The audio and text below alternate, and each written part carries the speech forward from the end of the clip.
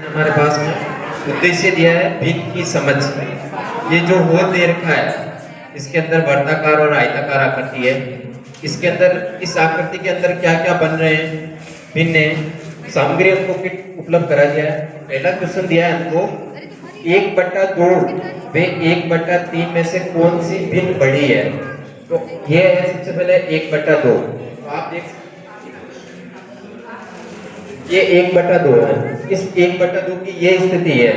अब क्वेश्चन बोल रहा है 1/2 में 1/3 में से कौन सी भिन्न बड़ी है। तो इसके ऊपर 1/3 रखिए। अब आप बताइए 1/2 और 1/3 में से कौन सी भिन्न बड़ी है। आप बता सकते हैं कौन सी भिन्न बड़ी है। 1/2 ये 1/2 है नीचे और ऊपर है 1/3। एक थाली में पानी लिया, उसके अंदर एक कागज का टुकड़ा रखा, उसमें 2 आग पिनों को चुंबकित किया। पहले 50-60 बार उत्तर से दक्षिण रगड़ा तो ये चुंबकीय सुइयां बन गई। तो दोनों को उस पेपर पर रखा और फिर दंड चुंबक को हम उसके पास ले गए। जैसे ही पास ले गए, एन का सिरा पास ले गए, तो आगे यदि एन का सिरा था तो वो पेपर पूरा घूम गया, गति कर गया। और यदि एस का सिरा ले जाते हैं तो वो गति नहीं करता है, वही रुक गया, अपने पास इसके पास आ गया, दंडीय चुंबक के पास। इसमें कुछ प्रश्न दिए हुए हैं, उनके उत्तर बता रहा हूँ। इसमें लिखा है क्या सुई किसी विशेष दिशा में रुकती है, वे कितनी देर तक रुकी रहती है। यदि दंड चुंबक का सिरा उत्तर दिशा का ले जाते हैं तो सुई ये उत्तर दिशा की तरफ रुक जाती है। और सुई की दिशा किन बातों पर निर्भर करती है। दंड चुंबक का जो ध्रुव है वो उत्तरी ध्रुव ले गए हैं या दक्षिण ध्रुव ले गए, उस पर निर्भर करता है। यदि उत्तरी ध्रुव ले गए हैं तो वही रुक जाता है, और दक्षिण ध्रुव ले जाते हैं तो वो गति करता है। अगला प्रश्न है ये गतिविधि कौन कौन सी अवधारणाओं को समझने में मदद करती है, दिशा ज्ञान करवाने में मदद करती है। और अंतिम प्रश्न है क्या इस विधि से सुई को चुंबक कहें तो इसके ध्रुव पहचान सकते हैं। बिल्कुल पहचाने जा सकते हैं। यदि दंड चुंबक का सिरा उत्तरी है और उसके पास ले जाते हैं, यदि सामने खिंचाव ये आपस में आकर्षण करते हैं, तब तो वो भी दक्षिण ध्रुव होगा। और उत्तर दिशा के सामने यदि दूर जा भाग रहा है, इसका मतलब वो उत्तरी ध्रुव है। इन दोनों को हमने एग्जाम्पल किया, बच्चों को अपन बता सकते हैं कि ये 1/4 है और ये 1/3 है। अब इन दोनों को 1/3 के ऊपर हमने 1/4 रखा है, तो अपन बच्चों को बता सकते हैं कि 1/3 बड़ी भिन्न है। दूसरा क्वेश्चन था। अब हमारे पास तीसरा क्वेश्चन है कट आउट 1/4 के कितने भाग 1/2 को पूरा ढक लेंगे। क्वेश्चन को समझना है। 1/4 के ये रहा 1/4 के भाग 1/2 को कितने भाग ढक सकते हैं। तो अपन को 1/2 पकड़ना सर। अब अपन ने 1/4 भाग दिया, इसके ऊपर लगाया दूसरा ये 1/4 और इसके ऊपर लगाया, तो ये दोनों 1/4 लगाए तो 1/2 को इससे भी मैच कर सकते हैं हानिकारक अवयवों अथवा अशुद्धियों को दूर करना। और पृथक अवयवों को हम क्या करते हैं तो इसमें हम मैच कर देंगे, हम अशुद्धियों को फेंक देते हैं। सेकंड अपने पूछा है मक्खन प्राप्त करने के लिए दूध का मंथन करना, तो इसको अपन मैच करेंगे 2 भिन्न परंतु उपयोगी पदार्थों को पृथक करना। क्योंकि मक्खन जैसे अपन प्राप्त करते हैं तो उसके लिए अपन अपने लिए छाछ और मक्खन दोनों उपयोगी है। और पृथक अवयव का हम क्या करते हैं, इसमें अपन मैच कर देंगे हम दोनों अवयवों का उपयोग करते हैं। और इसके लिए विधि काम में आ जाएगी आपके अंतरण विधि। थर्ड है चाय की पत्तियों को पृथक करना, तो चाय की पत्तियों को पृथक करने के 1/3 में 1/4 में से कौन सी भिन्न बड़ी है। 1/3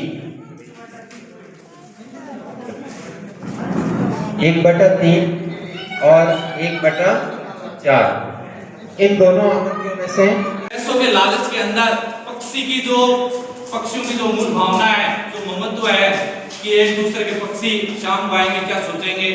तो यदि ये इस प्रकार की भावना यदि सबके अंदर हो कि पिछड़ने का अपन भाव समझे किसी का, क्योंकि अपने जो कर्म कर रहे हैं इन कर्मों के कारण किसी का नुकसान तो नहीं हो रहा है। वैसे कमा रहे हैं, वैसे सभी कमाते हैं, जो इस संसार में आया पैसे कमाने के लिए भाग रहा है, लेकिन ऐसा कर्म भी अपने को नहीं करना चाहिए जिससे क्या है कि भी दूसरे के बुद्धवा लगे, अपने को किसी को पिछड़ने का अपने के कारण मूल भाव पैदा हो। धन्यवाद। 5 और -3 +5 में से -3 को हटाना।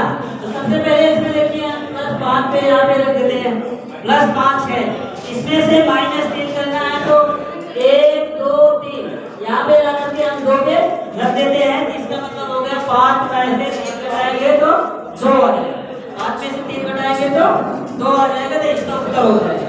अब पूर्ववर्ती और परवर्ती जैसे अगर कहा जाएगा एक का पूर्ववर्ती या एक का परवर्ती बताओ, एक का परवर्ती, एक के बाद 2 आता है, 2 पे लाकर बच्चा यहाँ पे रख देगा। और जैसे परवर्ती कहेगा तो उसके पहले एक को परवर्ती 0 पे लाके वो रख देगा। इस तरह से हम उसको समझा जा सकते हैं। एक चीज और इसमें है कि जो प्रश्न होता है उसको दैनिक जीवन से जोड़ते सर ये संबंधित में जो वस्तु को तो इन लोगों ने पास में गवा की रोक पास में रखते हैं, हाँ, यूं।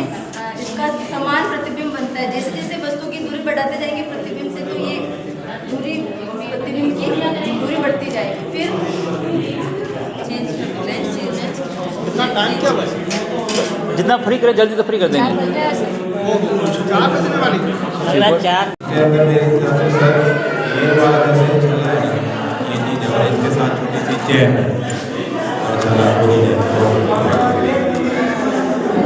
आवाज नहीं आ रही। ये जो डिब्बा है वो प्लास्टिक का है, ठीक है, और इस डिब्बे की परिधि है वो इसके ढक्कन की परिधि कम है, और इसके अंदर जो आकृति है वो चाबी का छल्ला होता है, और उसमें लगी हुई चैन ऐसे वही हो सकता है, क्योंकि ये दोनों आपस में जुड़े हुए हैं। जो अंदर बज रही है तो वो वाली इसके अंदर है जो जिसके अंदर बोल रहे हैं ऑब्जेक्ट है, ऑब्जेक्ट इसके अंदर मेरे हिसाब से 2 या 3 है, क्योंकि ये जो आपस में टकरा रहे हैं, टकराने की जो इसके अंदर आवाज आ रही है उस हिसाब से ये 2 या 3 होंगे इसके अंदर। धन्यवाद। बारीकी है थोड़ा। हाँ, जो आपको लग रहा है वो बोल रहा है, दूसरा क्या बोल रहा है वो आपको नोट नहीं करना है। आपने क्या देखा?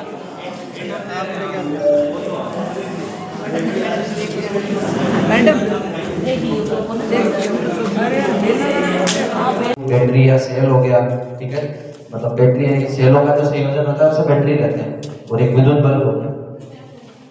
इसके अलावा विद्युत धारा का इसमें रासायनिक प्रभाव में अपन विद्युत अपघटन देखते हैं, तो इसके अंदर अपन एक सॉल्यूशन लेते हैं, जैसे कि कोई नमक का सॉल्यूशन ले सकते हैं, या फिर अपन जैसे कोई नींबू मिला सकते हैं, कुछ भी है ना, कॉपर सल्फेट का सॉल्यूशन ले सकते हैं। आशुद्ध जल को अगर काम में लेंगे तो नहीं होगा, क्योंकि उसके अंदर जो है वो कुछ आयंस देने पड़ेंगे, आयंस नहीं होते हैं, क्योंकि उसमें पॉजिटिव और लवण नेगेटिव को आयंस उसमें नमक थोड़ी सी नमक की मात्रा डाल देंगे तो शायद अपघटन हो इसके जाएगा। अंदर 2 इलेक्ट्रॉन्स होते हैं, कैथोड और एनोड। एक चीज और है, हाँ, मतलब आशुद्ध जल से क्यों नहीं कर पा रहा? आशुद्ध जल होने की वजह से अंदर पॉजिटिव और नेगेटिव चार्ज सेकेंड युक्तियां हैं वो अपन जोड़ते बता हैं। सकते हैं आप? जैसे कि सबसे पहले जो अपना जो चालक तार होता है, उस चालक तार को अपन एक बल्ब से अटैच करते हैं।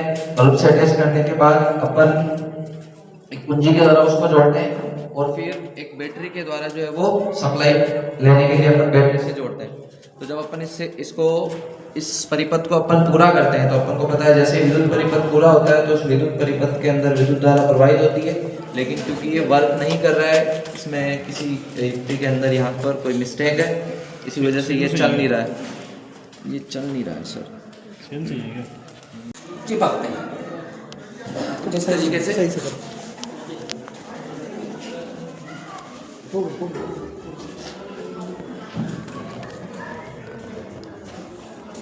ये प्रयोग तो काफी बार अपन स्कूल में करते हैं भी, ये बच्चों को बताते हैं। कॉमन सी बात है।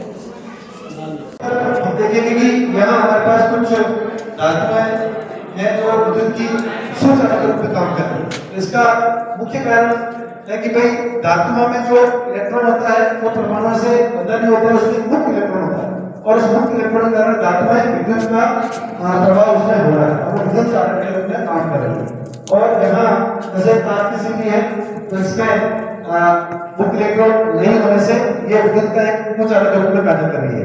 अब सूखी लकड़ी और गीली लकड़ी के बारे में बताया, तो गीली लकड़ी में क्या है कि पानी की मात्रा है इसमें, जिसके कारण इसमें आयन होंगे, और आयनों के कारण इसमें विद्युत का चालन होगा। मेरा एक क्वेश्चन है सर, हाँ, इलेक्ट्रोड्स बनाए जाते हैं जिसमें मोस्टली ग्रेफाइट्स के इलेक्ट्रोड्स बनते हैं, मेटल के इलेक्ट्रोड्स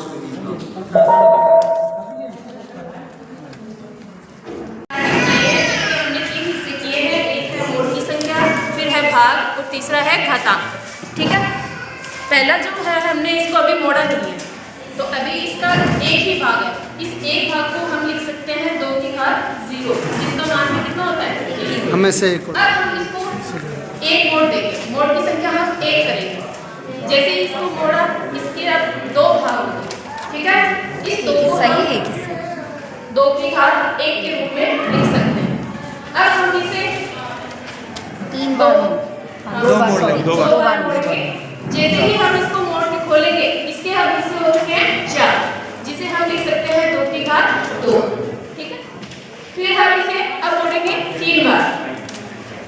जैसे ही हम इसको 3 बार मोड़ेंगे, अब इसके हिस्से हो चुके हैं 8। ठीक है, ऐसे बच्चे इसको गिन पाएंगे और इसके लिए ज़्यादा संसाधन की भी जरूरत नहीं है, सिर्फ एक वर्गाकार का सिर्फ काफी है।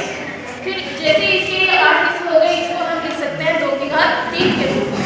तो इसी तरीके से ये चलता जाएगा और बच्चों के लिए घात को समझना थोड़ा और आसान हो जाएगा। ठीक है, और बिना कोई कम संसाधन। ये हमारा लेखाकार श्रीमन मनोहर जी चांदी टीम स्कीम के सभी साथी बंधुओं और विदुषी बहनों, आप सभी का सबसे पहले इस विद्यालय प्रांगण में हार्दिक स्वागत और अभिनंदन। पूरी टीम जैसे से दूर दूर से आप पधारे हैं। इस ठंड के मौसम में बड़ी तकलीफ पाकर भी आप पधारे हैं। शुरू में को कुछ साथियों ने कहा सर ट्रेनिंग बहुत दूर होगा, लेकिन ये ट्रेनिंग दूर नहीं थी, रोड के ऊपर। यदि अगर रोड से 1 किलोमीटर अंदर हो तो जाने की परेशानी होती है। और ये राजू सिंह जी ने निवेदन किया था कि यही रखा रोड के ऊपर है, तो रोड के ऊपर ये सुविधा है कि हर गाड़ी यहाँ होती है, आने जाने की सुविधा अच्छी है, इसलिए यहाँ रखी है। रोज आपको तकलीफ हुई हो बाकी ये दूसरी पे डाला था, इसमें कार्बोहाइड्रेट के लिए डाला, इसमें देखो बैंगनी कलर नहीं आया। ये प्रोटीन के लिए ज़्यादा, ये कलर ज़्यादा डायरेक्ट है, तो मतलब बेसन में प्रोटीन ज़्यादा है। हाँ हाँ, बाकी सभी चीज़ें होती है, पर हमें सर्वाधिक मात्रा में इसकी तुलना करें तो देखो ये ज़्यादा डायरेक्ट है।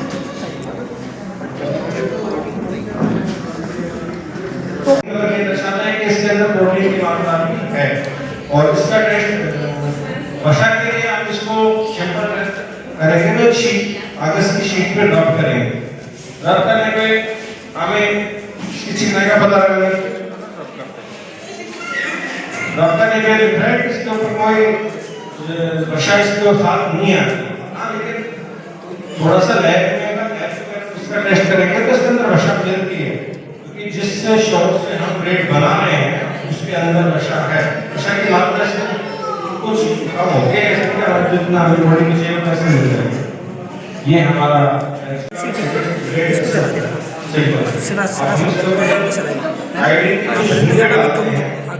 तो 4 से 5 सेकंड के बाद इसका कलर चेंज होके ये ग्रे डार्क ग्रे हो जाता है। इससे हमें पता लगता है कि इसके अंदर प्रोटीन है। तो कार्बोहाइड्रेट की मात्रा इसके अंदर है। इसका जो अगला प्रशिक्षण करेंगे प्रोटीन के लिए, तो हम जब इसके अंदर सॉल्यूशन बनाएंगे तो उसका प्रोटीन का टेस्ट करने के लिए सॉल्यूशन बनाएंगे। कुछ पानी 10 लीटर पानी में डूब लेंगे, उसके अंदर हम 2 से 3 बूंद कॉपर सल्फेट की डालेंगे, कुछ बूंद आयोडीन की डालेंगे। इन तीनों को अच्छे से मिलाएंगे। तो उन तीनों सॉल्यूशन तैयार करेंगे। सॉल्यूशन की कुछ बूंदें हम इस पे डालेंगे ब्रेड के ऊपर।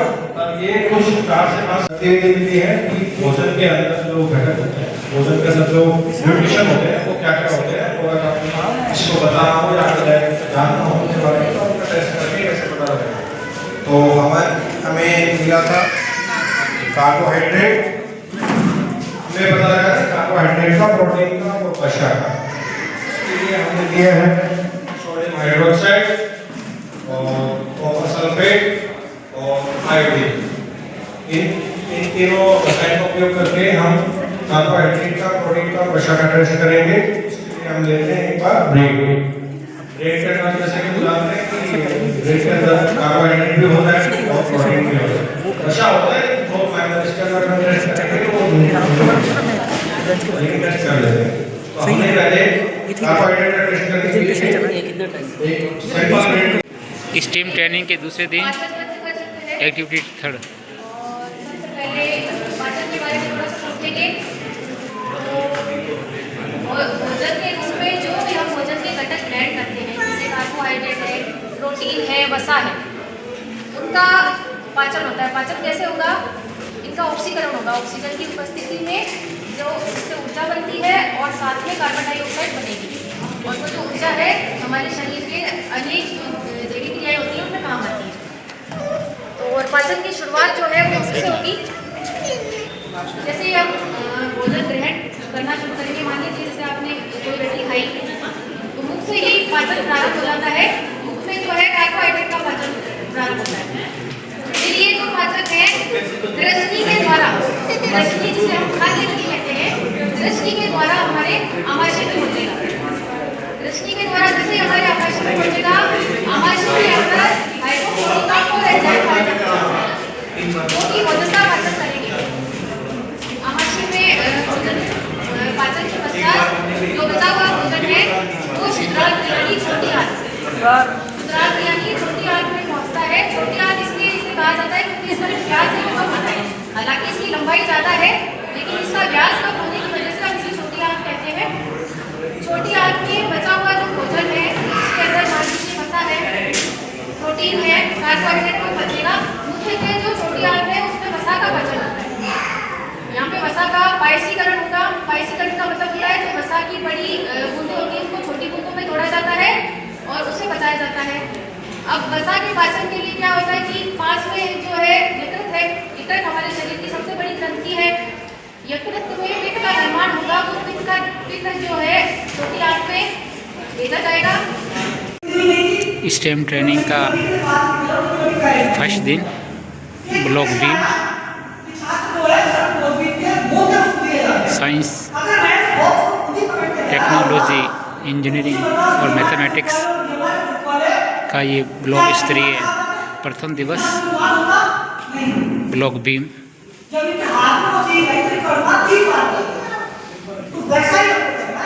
बच्चों को प्रैक्टिकल करने के मौके खुद से देने पड़ेंगे। अगर वो खुद प्रैक्टिकल करेगा तो उसी के आप लोग देख लो बच्चे बहुत सारे सवाल करते हैं। क्यों करते हैं? बच्चे जो है ना, छोटे बच्चे, एक बच्चा है इसके सामने कुछ भी चीज आएगी, पूछे मम्मी ये क्यों कर रहा है? क्यों कर रहा है? क्योंकि उसको नहीं पता उसके बारे में, वो उसके बारे में जिज्ञासु वो जानना चाहता है। अब जानने के लिए क्या करेगा? वो बार बार उस चीज को हिलाएगा, डुलाएगा, देखेगा, गौर से देखेगा। जब वो उसको देखेगा उसके दिमाग में नजरिया बनेगा। अगर आप बच्चे को रॉकेट साइंस के बारे में बताने लग जाओ तो कुछ भी समझ में नहीं आएगा। क्यों नहीं आएगा? क्योंकि उसके सामान्य जीवन में उसको लाभ है। उसको देखा ही, जब उसको देखेगा तो उसके दिमाग में आएगा। तो ऐसा करते हैं जो देश हमारे पास आ रहे हैं मोटा मोटी निकल उनको फ्रेम कर देते हैं विज्ञान शिक्षक। तो क्या लगता है आप लोगों को? एक देश को मैंने बोला जैसे खोज की प्रवृत्ति बता दिया उन्होंने। दूसरा सभी साथी बताएं जो दिमाग में बता सकते हैं ना। यहाँ कोई भी आपको गलत और सही के पैमाने पर जज करने के नहीं बैठा है। जस्ट हम लोग मंथन कर रहे हैं और मंथन करके अभी कॉमन पेज पे आ जाए सब आप और हम, जिससे हम लोग बेहतर चीजें डिलीवर कर पाए, है ना, बच्चों के लिए। उसका प्रयास गलत सही कुछ नहीं होता है। जिसको जो लगता है ये इसका उद्देश्य बताया आपको। स्टेम ट्रेनिंग के दूसरे दिन ग्रुप नंबर 2 ने जो प्रयोग किया है उसकी जानकारी लेंगे। एक्टिविटी चुंबकीय सुई के ऊपर हमने एक प्रयोग किया। तो एक आलपीन ली, 2 थर्माकोल की छोटी छोटी गोले ली और एक ग्लास बीकर के अंदर पानी डाला और एक मैग्नेट ली है। इस मैग्नेट से हमने इस सुई को चुंबक के पास ले जाकर आवेशित किया और लगभग 40-50 बार रिपीटेशन करने के बाद इस सुई के अंदर चुंबकीय गुण आ जाते हैं। जैसे कि अपने जानते हैं चुंबक के अंदर 2 ध्रुव होते हैं, उत्तरी ध्रुव और दक्षिणी ध्रुव। तो कई बार इसके पास चुंबक को ले जाने के पास चुंबकीय गुण आ जाएंगे और जैसे ही हम इसको 2 थर्माकोल बॉल इसके ऊपर टच कराएंगे दोनों सिरों पर, तो ये सुई पानी के अंदर अपने आप उत्तर और दक्षिण दिशा के अंदर जाके स्थिर हो जाएगी। आप इसको किसी भी दिशा में ले जाओ, लास्ट के अंदर घूम करके ये उसी दिशा के आकर रुकेगी जहाँ पर उत्तर और दक्षिण। अब इसकी दिशा का पता करने के लिए हम इसके पास चुंबक को लेके जा सकते हैं। जैसे चुंबक को लेके जाएंगे तो ये आकर्षित हो रही है और उत्तरी ध्रुव के पास इसका दक्षिणी ध्रुव आएगा, और जैसे इसकी दिशा को हम घुमाएंगे, उल्टा करेंगे, तो ये सुई की दिशा भी घूम जाएगी, दक्षिणी ध्रुव के पास उत्तरी ध्रुव आएगा।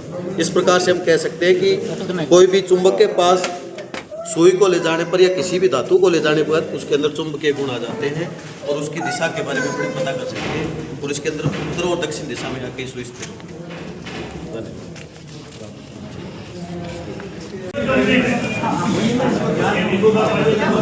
फ्लेमिंग के लेफ्ट हैंड रूल मशीन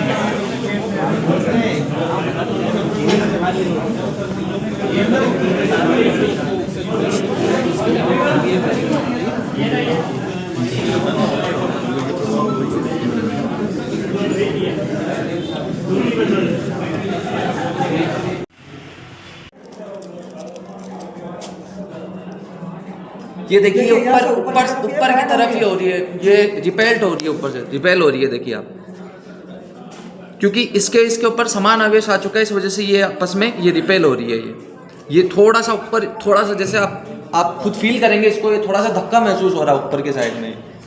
तो ये आवेशों का प्रतिकर्षण है, क्योंकि यहाँ पर ये समान आवेश है, इसीलिए यहाँ पर आवेशों का प्रतिकर्षण दिखाई दे रहा है। हालांकि देखो, ऐसे देखने पर अपन को नहीं पता चल रहा है कि ये पॉजिटिवली चार्ज है या नेगेटिवली चार्ज है, लेकिन है ये समान आवेश, इसी वजह से ये रिपेल हो रहा है। ठीक है, और ये तो है आवेशों का प्रतिकर्षण। और आवेशों के आकर्षण के लिए अपन जानते हैं, जैसे कि कोई एक जैसे प्लास्टिक की वस्तु है, जैसे इसको मैंने रब किया, जो वस्तुएं चालक होती है उनके द्वारा परिपथ पूरा होगा और बल्ब जल जाएगा, और जो वस्तुएं चालक होगी उसमें परिपथ पूरा होगा लेकिन बल्ब नहीं जलेगा क्योंकि वो पदार्थ को चालक है।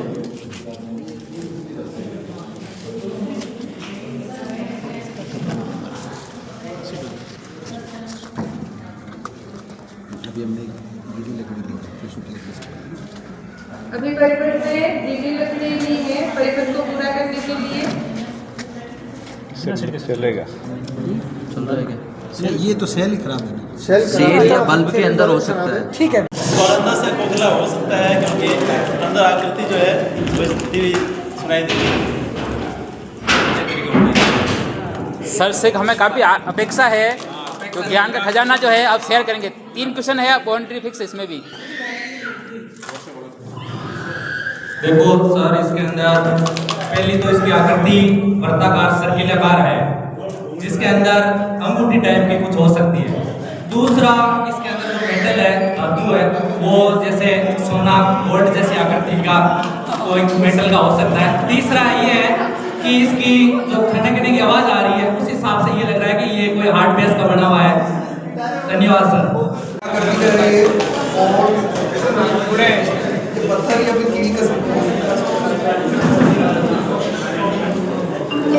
बस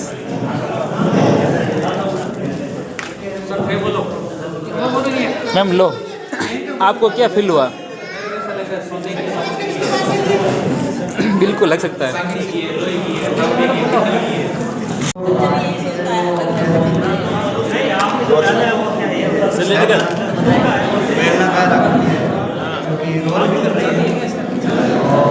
सब बच्चे टकरा रहे तो पेड़ लगा रहे थे, लेकिन इस क्लास में सारे स्टूडेंट धन्यवाद। कोई संख्या एक प्लस वाला पूर्णांक दे रखा है, इसमें अगर बच्चे को बोल दिया कि माइनस वाली एक संख्या आपको घटानी है, जैसे -2 करना है अपन को घटाना, तो अपन उनको लिखा गया ना, ऊपर लिखा गया जैसे हमारे को दे रखा है यहाँ पे प्लस का 5, उसमें से हमारे को 3 घटाना है यानी कम करना है। तो अपन इसको कम करने के लिए पीछे की तरफ चले जाएंगे, तो वो बच्चा वहाँ पे पहुँच जाएगा उसकी संख्या 2 पर। इस बोर्ड के माध्यम से पूर्णांकों को बच्चों को समझाना है। तो पूर्णांकों का जब अपन योग करेंगे तो जो प्लस वाली संख्या होगी वो तो आगे हम जंप मार के उसको सिखा सकते हैं, और जो माइनस वाली होगी वो अपन उसको पीछे की तरफ जाने के लिए बोलेंगे, तो वो उस गतिविधि को आराम से उन संख्याओं को जोड़ना और घटाना सीख पाएगा। और परवर्ती और पूर्ववर्ती संख्या, परवर्ती संख्या पहली और पूर्ववर्ती संख्या पहली और परवर्ती उसके बाद वाली, तो आगे जाना और पीछे जाना ये गतिविधि हम उसको करके सिखा सकते हैं। आगे जा रहे हो या पीछे जा रहे हो, या आप कोई चीज सामने से रख रहे हो उसमें जोड़ रहे हो, एक कम कर रहे हो, उस तरीके से हम उसको ये समझा सकते हैं।